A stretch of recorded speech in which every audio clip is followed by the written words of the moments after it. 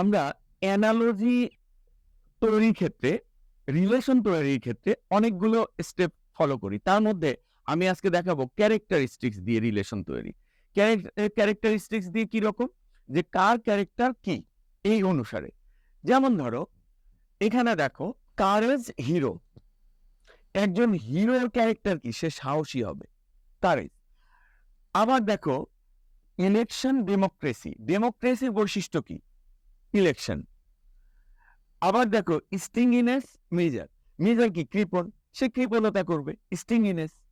তাহলে এই যে বৈশিষ্ট্য ক্যারেক্টারিস্টিক, যেমন টাইগার কার্নিভোরাস। তাহলে টাইগারের বৈশিষ্ট্য কি? কার্নিভোরাস, সে মাংসভোজী।